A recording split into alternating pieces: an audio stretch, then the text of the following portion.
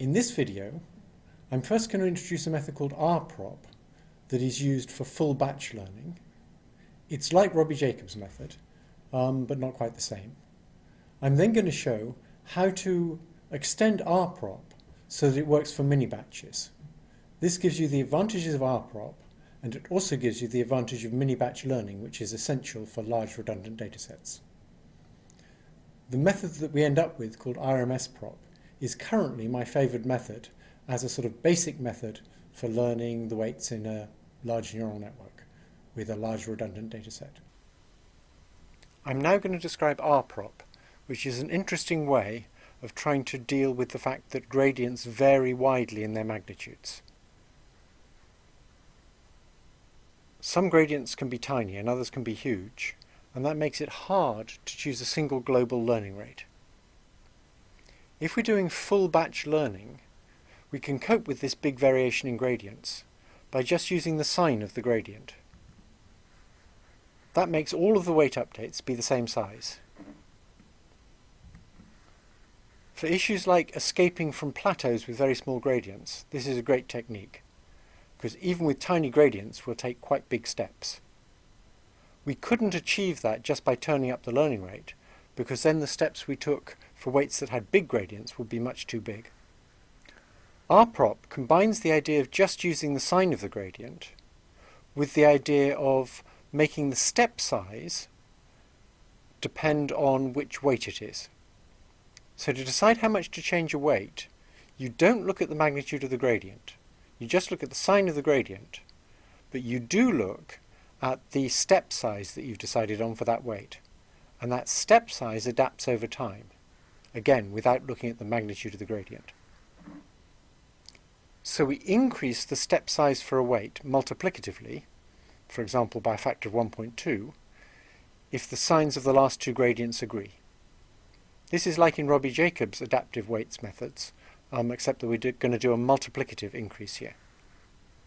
If the signs of the last two gradients disagree, we decrease the step size multiplicatively. And in this case we'll make that more powerful than the increase so that we can die down faster than we grow. We need to limit the step sizes. Mike Schuster's advice was to limit them between 50 and a millionth. I think it depends a lot on what problem you're dealing with. If, for example, you have a problem with some tiny inputs, you might need very big weights on those inputs for them to have an effect. I suspect that if you're not dealing with that kind of problem, having an upper limit on the weight changes that's much less than 50 would be a good idea. So one question is, why doesn't Rmsprop work with mini batches?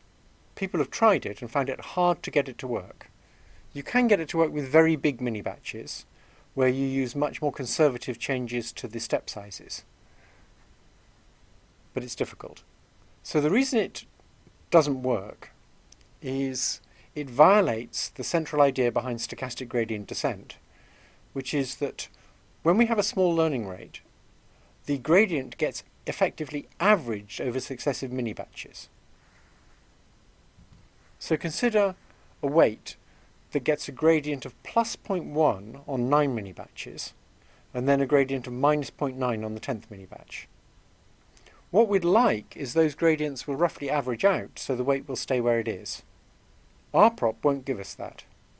Rmsprop would increment the weight 9 times by whatever its current step size is, and decrement it only once, and that will make the weight get much bigger.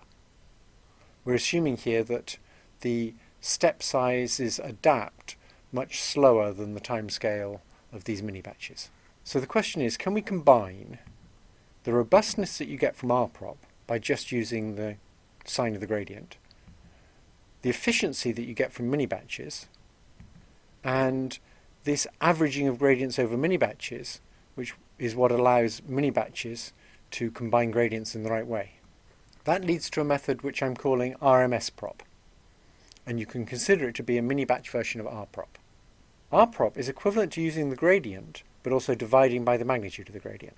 And the reason it has problems with mini batches is that we divide the gradient by a different magnitude for each mini batch.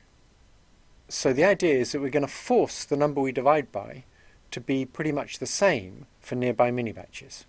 We do that by keeping a moving average of the squared gradient for each weight.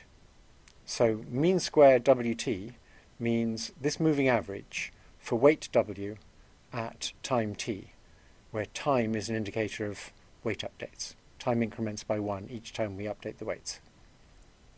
The numbers I put in of 0.9 and 0.1 for computing the moving average are just examples, but they're reasonably sensible examples. So the mean square is the previous mean square times 0.9 plus the value of the squared gradient for that weight at time t times 0.1. We then take that mean square, we take its square root, which is why it has the name RMS, and then we divide the gradient by that RMS and make an update proportional to that. That makes the learning work much better. Notice that we're not adapting the learning rate separately for each connection here. This is a simpler method where we simply, for each connection, keep a running average of the root mean square gradient and divide by that. There's many further developments one could make for Rmsprop. You could combine it with standard momentum.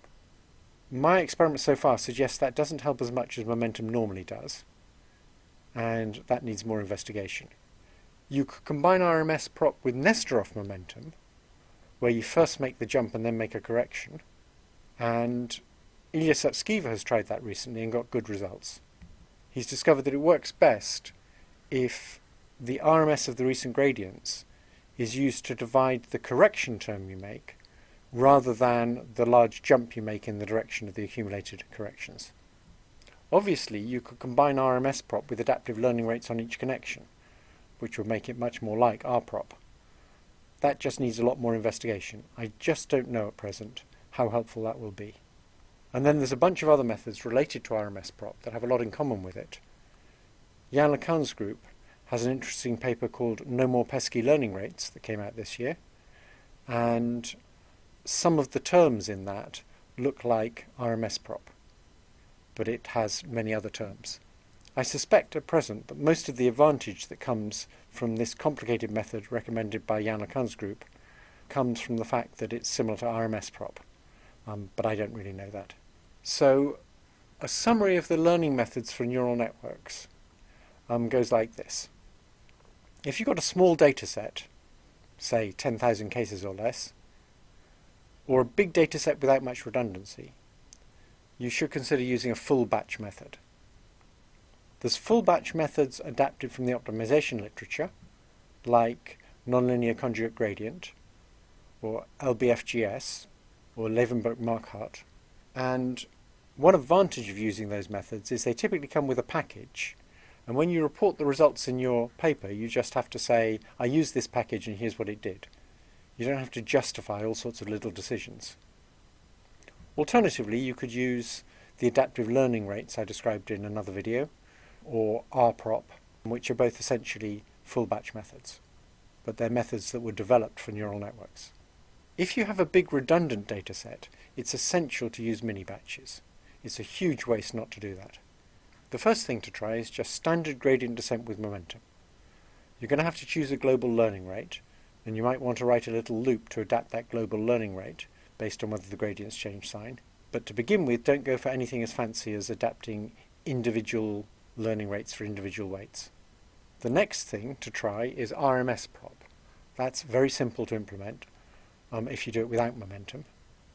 And in my experiment so far, that seems to work as well as gradient descent with momentum, would be better.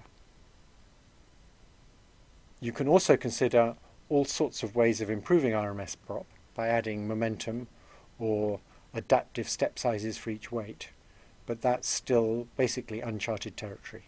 Finally, you could find out whatever Jan LeCun's latest recipe is and try that. He's probably the person who's tried most different ways of getting stochastic gradient descent to work well, and so it's worth keeping up with whatever he's doing. One question you might ask is, why is there no simple recipe? We've been messing around with neural nets, including deep neural nets, for more than 25 years now, and you'd have thought we'd have come up with an agreed way of doing the learning. There's really two reasons, I think, why there isn't a simple recipe. First, neural nets differ a lot. Very deep networks, especially ones that have narrow bottlenecks in them, which I'll come to in later lectures, are very hard things to optimize, and they need methods that can be very sensitive to very small gradients. Recurrent nets are another special case. They're typically very hard to optimize if you want them to notice things that happened a long time in the past and change the weights based on these things that happened a long time ago. Then there's wide shallow networks, which are quite different in flavour and are used a lot in practice. They often can be optimized with methods that are not very accurate because we stop the optimization early before it starts overfitting. So for these different kinds of networks, there's very different methods are probably appropriate. The other consideration is that tasks differ a lot. Some tasks require very accurate weights. Some tasks don't require weights to be very accurate at all. Also, there's some tasks that have weird properties. Like if your inputs are words, rare words may only occur on one case in 100,000. That's a very, very different flavour from what happens if your inputs are pixels. So to summarise, we really don't have nice clear-cut advice for how to train a neural net. We have a bunch of rules of thumb. It's not entirely satisfactory, but just think how much better neural nets will work once we've got this sorted out, and they already work pretty well.